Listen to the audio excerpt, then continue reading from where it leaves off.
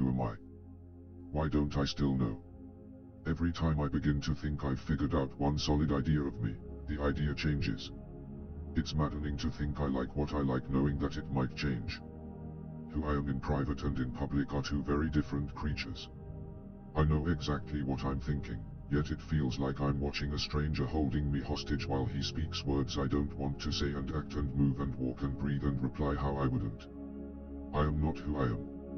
I'm still asleep, wandering through this existence as the shadow who follows the parasite that inhabits my physical body. I hate the character of me that's portrayed in public. He isn't me. He is my enemy. He tries in vain to point out any wounded part of the all-encompassing vehicle that is my brain for me to focus on as he cries out in rage-filled mockery. I want to kill him. God, I want to kill him. My skin is a three-piece steel wool suit of frustration. I want so badly to cut off my hide and cauterize the remaining inner meat so that skin will never grow back, and I will stay always exposed to the world. To have no choice but to be me. To constantly reflect me in my truest form. My ADHD-soaked brain is cursed with constant involuntary movement like a body riddled with the final stages of Parkinson's. Random thoughts of curiosity, caution, confidence, inspiration, and fear sprout forks on the road of my life's story.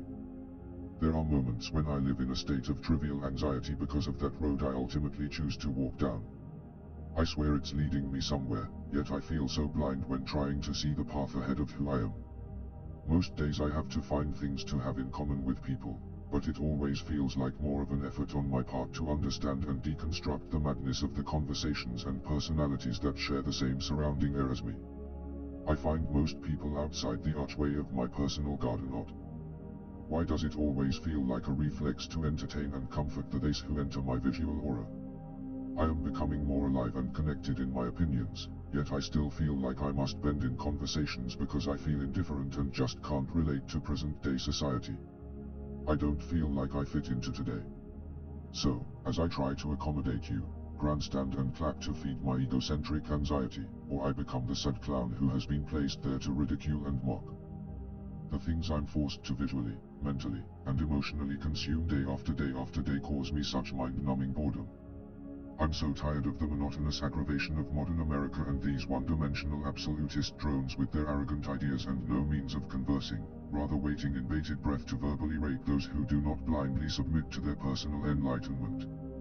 I have no defined political belief or religious dedication, yet I feel passionate about both subjects as they have consumed the entirety of this country since its rotten inception. Why do we have to be so absolute about these personal beliefs?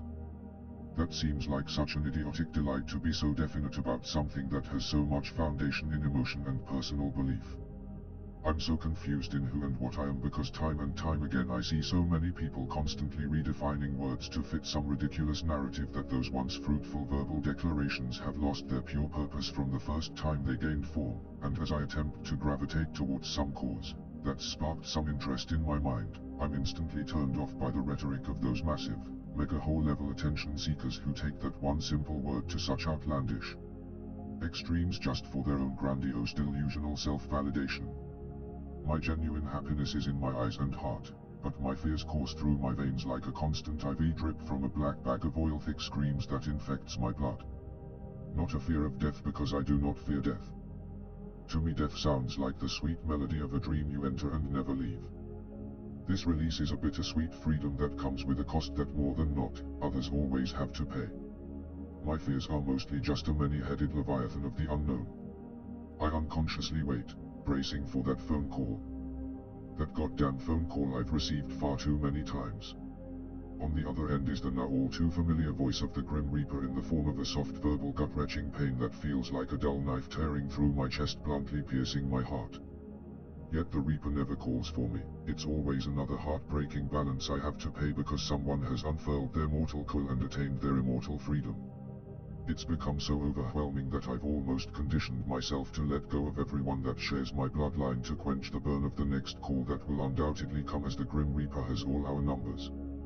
I can let go of all except them. They. The ones that pump the gasoline to my muscles every day so I may have the strength to rise up and attack this godforsaken world. the reasons I refuse to disconnect my soul from this frail mortal coil. They are the fires that warm my soul on the cold, desolate days. The inspirations that move the blood in my veins, and yet they create my greatest fears. They both do this, not on purpose, but the fear they hand me drives me to protect them, fend for them, live for them, die for them. But her. She is pure. She is gold. She, an unseen diamond with a value beyond numbers, thoughts, or words. One simple touch as she reaches out to grab my hand, and I am hers to control. The nectar of her sweet laughter unleashes a devastation of erratic endorphins in my brain. She is heroin to my soul, and I have given myself to my addiction. I will faithfully stay a junkie, constantly trying to score that next high of her celestial glow. The idea alone of someone taking her pure heart from her engorges a hellfire in my body that sends me into panicked ideas of my darkest emotions. The fear there is that I feel completely serene at the idea of birthing to reality those demonic Vanta black thoughts with no hesitation, even if it means my own downfall. I would gladly smile in the face of a furious God and happily dance my way to damnation with not one single regret in my soul. I promise. The traumatic horrors of my past create unlived stories of her horrid pain, like a movie projector that randomly turns on in my brain because of all the times I've watched a mother cry over her child's grave. I can say without any hesitation or batted eye-to-eye conversation that the sound of a mother crying over her child's grave is the physical sound of a heart breaking, and this sad hymn I've heard in its purest form. That tormented whisper echoes in my brain, never leaving me alone, constantly reminding me of that one note that enthralled my soul with such cataclysmic darkness. I hate so much of what I consume in my thoughts, yet when I feel love, it is pure. It is this decadent cake for my mind, body, and soul, and when fed to me I frantically devour it as it is never enough. I endlessly feel like I'm on the verge of starvation because I furiously thirst for another taste of this sweet nectar. Almost like an actor in an ongoing play, I've worn so many masks for so long that I'm almost floating in confusion when I try to venture off the stage and out into this world without one. It's whiplash jarring, and I'm so bewildered in the idea of why I can't just be the me I know I am. I think I'd forget the ritual life of who I am right now if I tried to just be the me I see in the reflection of my fantasies. I yearn to be me, and I know without a doubt, I can be me. My desire to be me is a plethora of emotions and feelings, from rage, love, pain, and an erotic orgasmic ambience. With razor-sharp wolf's fangs he bears, he knows who I am, and that's where the idea of my confidence lies. My actual reflection is confident enough, but only for the day-to-day survival of my sanity. There are some mental and physical cracks or faults with me that are never too far out of the range of my peripherals. They'll take the wheel and I let them determine my interactions with the physical world. I freely with open arms allow my faults to invade my feet and create constant roadblocks on my life's journey.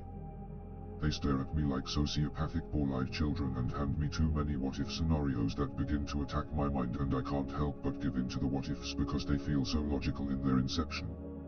Like a scarred gladiator, I fight furiously to keep a balance in my brain as the tyrannical lords of absolute order and absolute chaos are warring, trying with blood-soaked words to take over my entire being and make me a dim-witted soldier in their militaries of blind submission. Yet I do peacefully relish the fuzzy drunken buzz, when the order and chaos in my core are balanced. It is decadently comfortable. It's a hat that fits perfectly and looks like it belongs to my style. It's a warm bed and a cool pillow on a cold winter's night. There in that fantastical balance I thrive, as all who strive to embrace that internal harmony. I think therefore I am, but who am I?